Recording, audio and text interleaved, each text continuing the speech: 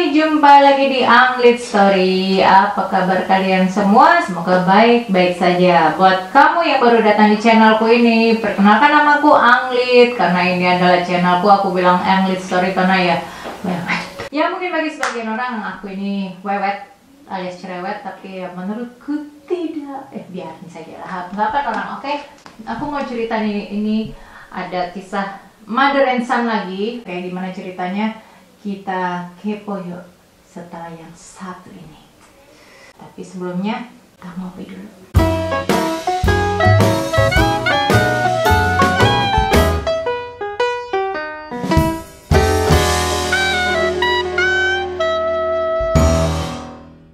Single parent, 2 anak. Yang satu umur 13 tahun, yang paling bungsu umurnya 4 tahun. Tiba-tiba suatu malam ada telepon masuk ke 911 bilang kalau si kakak yang umur 13 tahun ini telah membunuh adiknya yang berumur 4 tahun. Gila, 13 tahun loh. Namanya Paris Bennett. Hello? Abilene 911, go ahead. I actually killed somebody.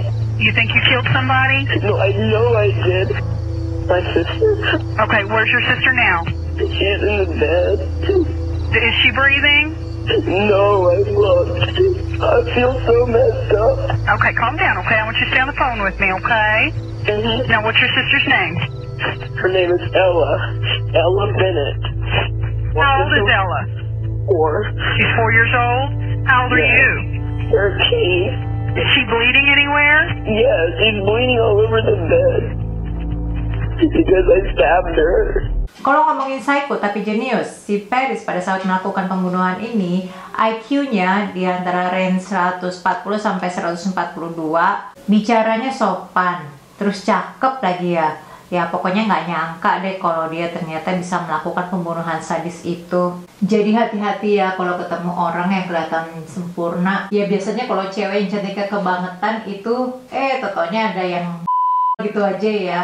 Atau kalau cowok yang gantengnya keterlaluan, taunya tangannya begini. Ya balik lagi soal Paris. Setiap pakar yang menilai si Paris ini akan berpendapat sama tentang Paris. Katanya Paris ini tidak bisa disembuhkan.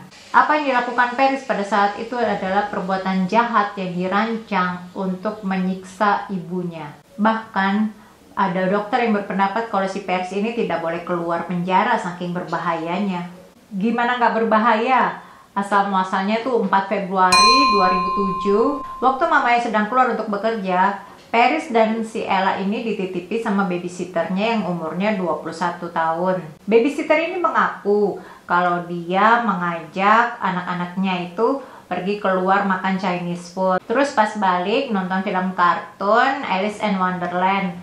Setelah nonton film ini, Ella pun tidur dan Paris masuk ke kamarnya untuk menyelesaikan PR-nya.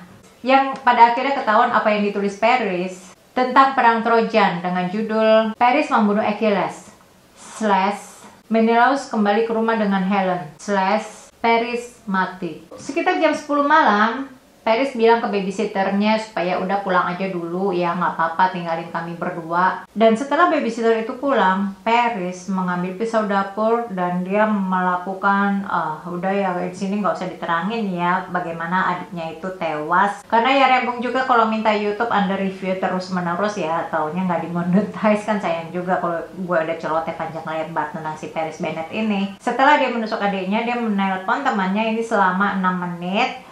Terus ada jeda waktu 2 menit, baru kemudian dia telepon 911. Terus dia memberitahu kalau dia baru saja membunuh adiknya. Dia berhalusinasi, dia melihat ada demon, ada setan gitu di diri adiknya ini. Terus dia tusuk. Petugas 911 itu meminta Paris untuk melakukan CPR. Tapi Paris menolak. Setelah dibujuk berapa kali, akhirnya baru Paris mengiyakan. Tapi itu pun akhirnya diketahui ternyata Paris tidak melakukan CPR. Jadi dia memang sengaja ya, memang dia berniat banget untuk melakukan hal itu. Kalau di awal dia tuh ngaku kalau dia halu ya, dia ngeliat ada demon. Tapi kemudian alibinya berubah lagi. Dia bilang kalau dia sudah memperhitungkan hal ini dengan tepat dan dia bangun dengan keadaan pikiran cerah. Terus kemudian dia ganti lagi alasannya kalau dia melakukan hal ini karena ibunya, si Charity. 13 tahun, masa-masa ababil, masa-masa mulai ngelirik cewek lain, masa-masa mulai ngerasa jatuh cinta, putus cinta, tapi kok ngelakuin hal itu ya gara-gara alasan ibunya ya? Kok bisa sebel ke ibunya?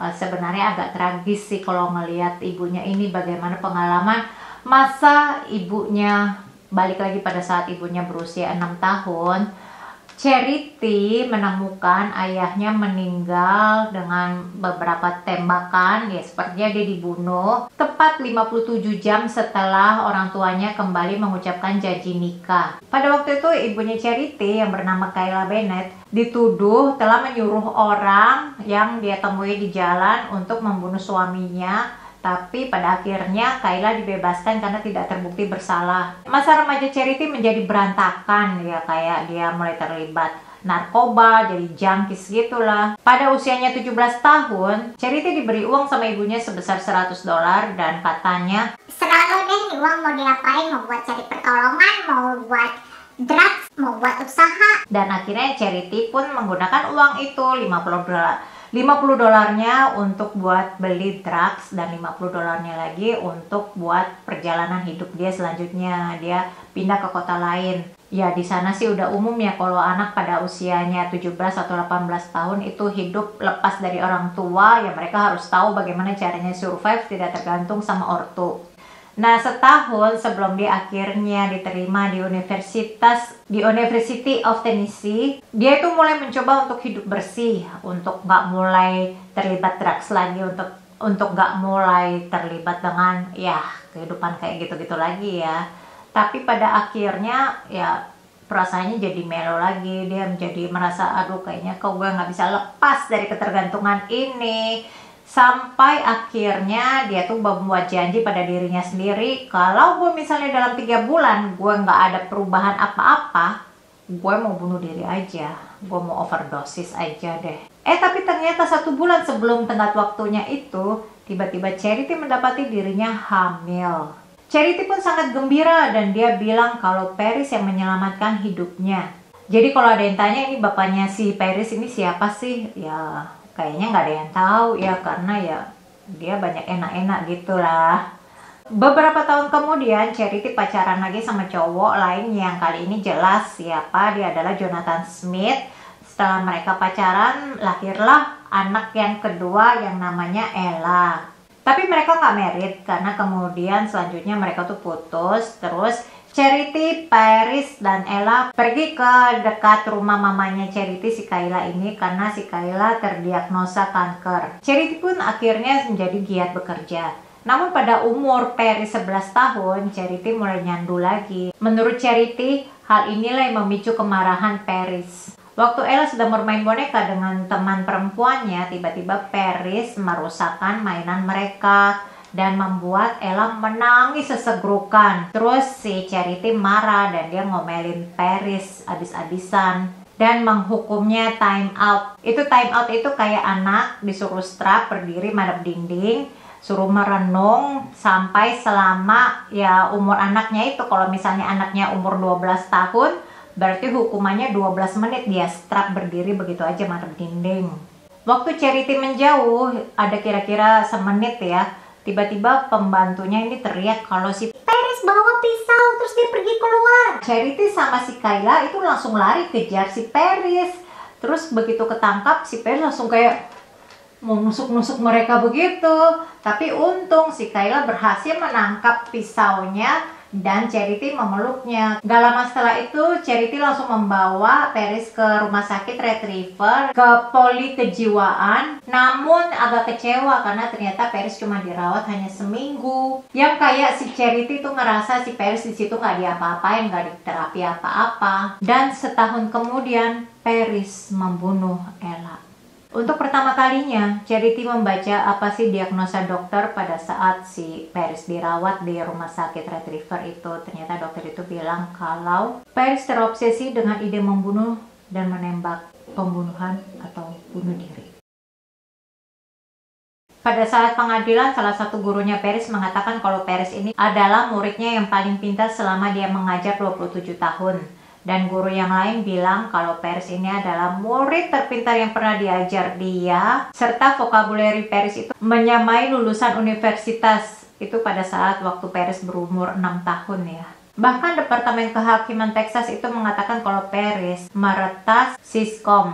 Jadi kalau sebenarnya ada yang bilang, aduh kok sayang ya, kok dia ini dengan IQ setinggi itu, kenapa dia kok menyanyiakan masa mudanya dengan dibalik penjara. Tapi kalau diteliti lagi, apapun hal yang memicunya, yang membuat dia kecewa, membuat dia tersakiti, atau apapun itu, dia ini nggak bisa diobati, dia tidak bisa disembuhkan karena dia memang terobsesi untuk melakukan hal itu. Dulu aku pernah ada bahas tentang fakta psikopat ya, yang ternyata jauh di lubuk hati mereka itu mereka merasa kesepian dan tersiksa hatinya. Hal itu yang mendasari mereka untuk melakukan hal itu ya. Kata penelitian sih begitu, kalian bisa cek aja deh di sini. Tapi hati-hati, karena sebenarnya para psikopat ini lebih manipulatif dan tahu bagaimana caranya menarik simpati korban. Oke, terima kasih sudah nonton videoku yang sangat singkat ini. Jangan lupa like dan subscribe.